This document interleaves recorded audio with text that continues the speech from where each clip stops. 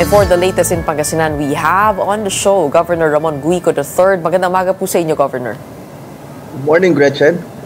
Ay, una ho, help us understand why Pangasinan has been the hardest hit from Super Typhoon Uwan. That's according to the OCD. Kamusta po ang ating mga kababayan dyan? Yes, Gretchen, may I correct you on that? The number of individuals who were evacuated coming from 35 LGUs who did preemptive evacuation was only about 24,000 individuals from 7,000 families. So I'm just correcting the data presented by the OCD. Okay. So ito po yung sa Pangasinan po specifically? Apo, sa Pangasinan. 25,000 in evacuation centers? 24,000. 24,000. Okay. Yeah. Ano po ang mga naging hamon dyan sa Pangasinan ng dito dala po, ng Super Typhoon? Expected naman po yung napakalakas na hangin. But there are 4 LGUs who were affected not only by winds but by storm surge incidents. Tapos nasabayan pa po ito ng high tide. Ito po yung Lingayen, Binmalay, Dagupan City, and San Fabian. So ito yung really affected. Dahil po sa storm surge? Because of the storm surge at nasabayan po ng high tide. Oo. Ito po yung mga coastal areas po yung nabanggit po ninyo? Yes, yung mga coastal areas na nasa geographically nasa low-lying areas sila. Kasi marami pa po kami coastal areas sa Western Pangasinan pero mas mataas yung kanilang lugar kaya hindi po sila ganun ka-apektado. Okay. When you say affected by the storm surge, ano po ang damage ng mga barangay na yon? Well, yung baha, nung kasagsagan po ng bagyo, talaga pong tumaas yung tubig and people have to be evacuated. Sila po yung bulk nung in-evacuate po natin nung kasagsagan po ng bagyo. Pero sa mga kabahayan, meron po bang mga nasirang mga bahay? As of 5 a.m. po, the report, meron pong mga 3,000 po na reported na damaged houses at saka yung totally damaged na, yung talagang natumba na, mga 349 as of 5 a.m. We're getting more reports as the day goes on. Kamusta naman ho ang mga pagbaha? Kasi I'm reading now a report that says na yung tubig mula po sa Aurora at mula po sa Isabela napunta sa Pangasinan. Tama po ba? Opo. Ngayon po namin nararamdaman yung pagtaas ng tubig sa mga ilog tulad ng Sinukalan River. Ito po yung galing sa mga uplands. So, yung mga tubig po na galing sa taas, ngayon na po bumababa dito sa amin. Okay. And manageable pa naman po. Gaano po kalalim po yung mga pagbaha? Well, wala pa naman po sa critical level ang mga pagbaha. So, continuous na monitor po namin. Katulad po dito sa Sinukalan, ang critical is 7 meters. Nasa mga 6.5 po ngayon. No? Like dito po sa Buwed River, which is another major river, 7.8 ang critical level, nasa 6.5 po ngayon. Okay. So, ito po yung laging nangyayari tuwing may ulan po dyan. Bagsakan po talaga ang mga bayan na yun. Mabuti na lamang po, hindi habagat, no?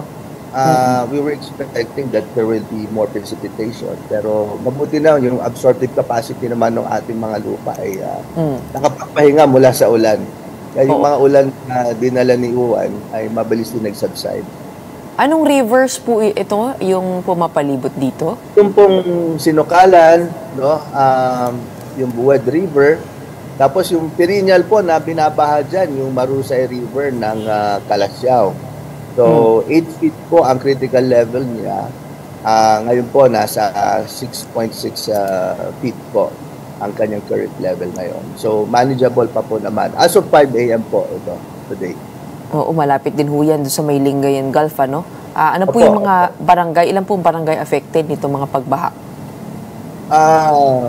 Hindi po natin nasabi sa barangay, by municipality po tayo. So basically, yung tinamaan po talaga because of the storm surge and high tide ay yung apat na areas po that I mentioned. O, yun nabanggit nyo. Okay, so sa ngayon, meron po ba tayong reported fatalities, injuries, or missing?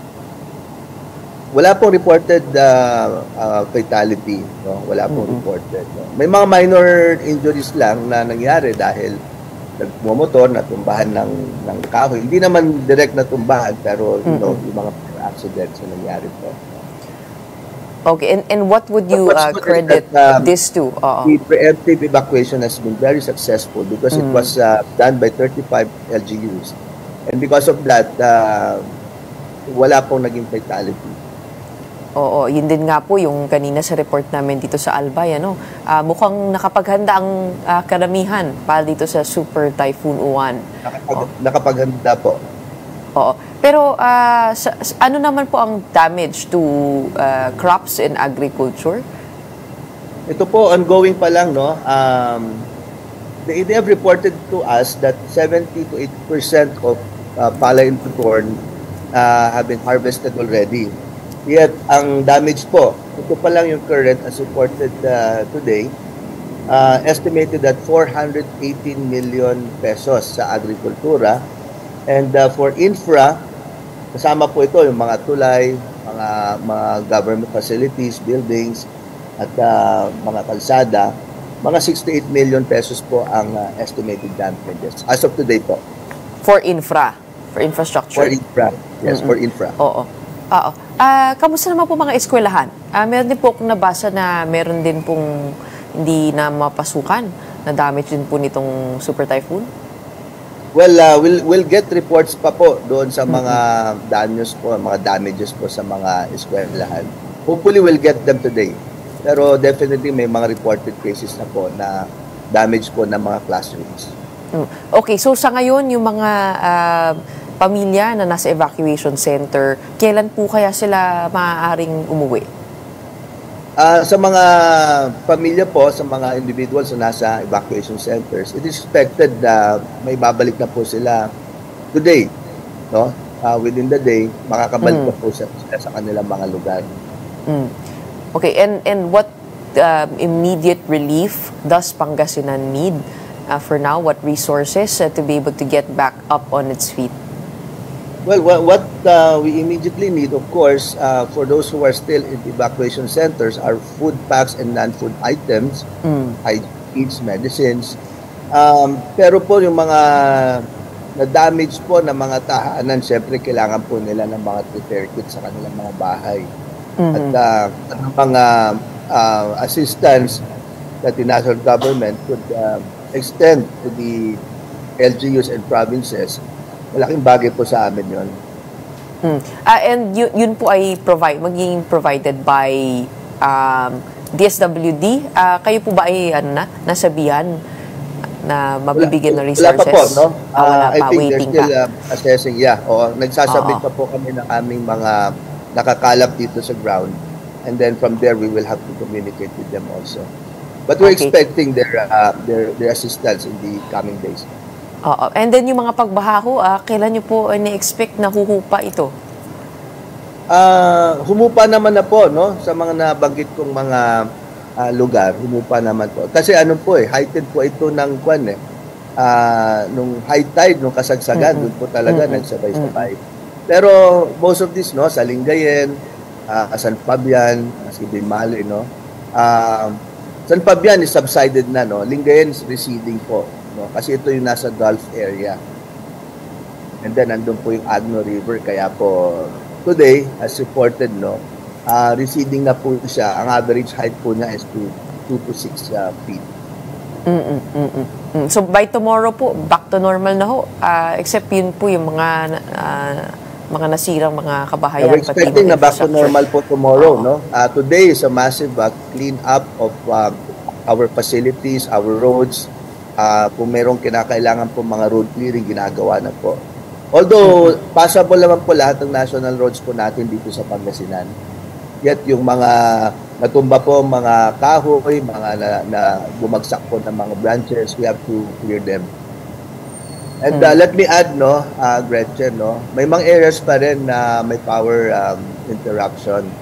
So, power outage po natin ngayon nasa mga mahigit 20 local government units pa. But the power co-ops are doing their best to restore, hopefully within the day. Oo. Ano po yung dahilan kaya nawalan po ng kuryente? Nagtumbahan po yung mga poste, tapos yung mga sanga-sanga po, mga kahoy, nabagsakan po yung ibang mga power lines. So they have to restore that, no? They have to repair. Oo. So mukhang yun nga po yung nationwide problem, yung pagre-restore ng power lines. Hindi po kayo nag-iisa dyan, but it's good news, I think, that kayo po ay zero casualty as of the moment, and we hope it stays that way. In the meantime, maraming salamat po for your time and for giving us updates Thank you, on the province, and we hope you receive the help that you need there. We have Pangasinan Governor Ramon Guico III joining us on Morning Matters today.